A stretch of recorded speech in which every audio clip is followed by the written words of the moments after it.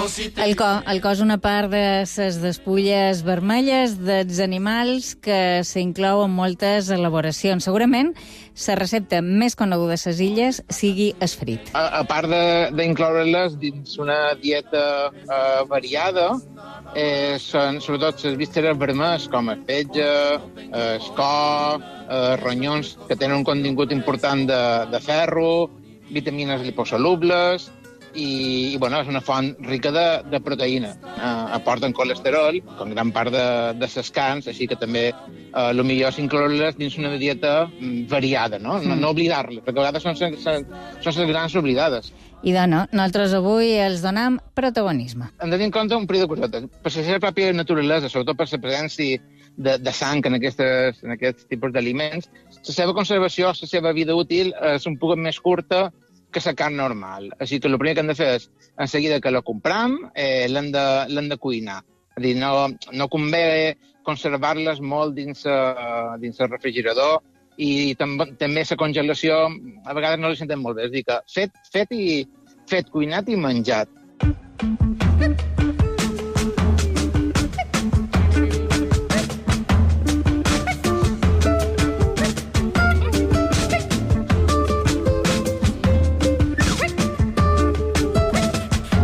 I d'això ens diuen Juan Antonio Fernández, fet, cuinat i menjat. Anem amb els ingredients del frit.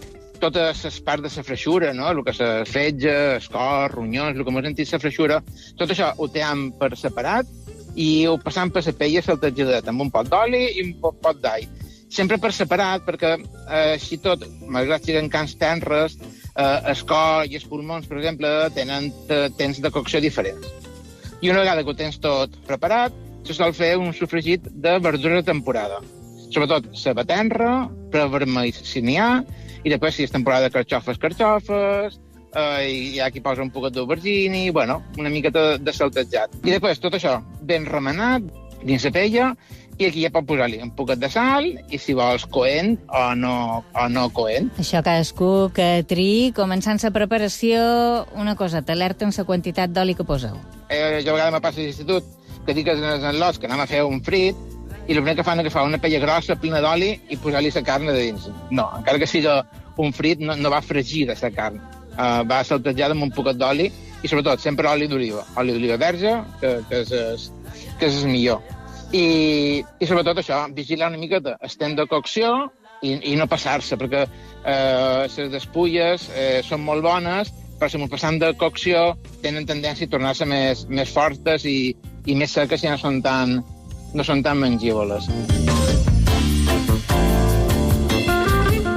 Jo som partidari, una vegada que tens la carn passada a la pella, la deixes damunt una palanganeta o una bandejita amb un pot de paper perquè s'escorri, i si l'oli que hi poses de dins és justet, just perquè no s'aferri a la pella, no té per quedar excessivament greixós. Però bueno, no s'ha de més escórrer-lo una miqueta i sobretot fer-lo en el darrer moment, perquè si també el deixes reposar, a part de l'oli pot amollar una miqueta de líquid propi de la carn i després ja no te queda aquella textura torradeta, aquest efecte maillard de torradet, i jo som partidari també de fer-lo en el darrer moment. No és molt complicat i en 10 o 15 minuts, si tens la carn teada i la teada, pot tenir el frit fet i menjat, com aquí diu. Dins aquest grup de les despulles, que han estat de les despulles vermelles que tenen sang, hi afegiria com a recomanació, que la gent no s'oblidés, d'afegir les blanques, que són els colzos, els cervellets, els peus, la llengua, cara, orella, tot això de porc o de vedella, també és molt bo. Fins i tot, mira, cercant receptes, n'hi ha trobat una de cap de xors rostits. Així que fixa't si la gastronomia mallorquina dona per molt i coses que m'estem, diguem, oblidant de cuinar i de preparar. Vull dir, jo som partidari que la gent no se quedi estancada, i a vegades hi ha gent que em diu és que perda temps per preparar el dinar. Jo penso que cuinar no es perd el temps, és precisament guanyar això.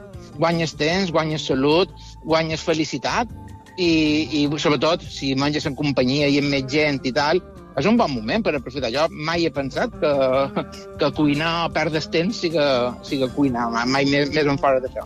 Mai més en fora, diuen. Juan Antonio Fernández, professor de cuina de l'Institut Guillem Colom, Cases Noves de Sóller, una persona que també ens ensenya a estimar la cuina.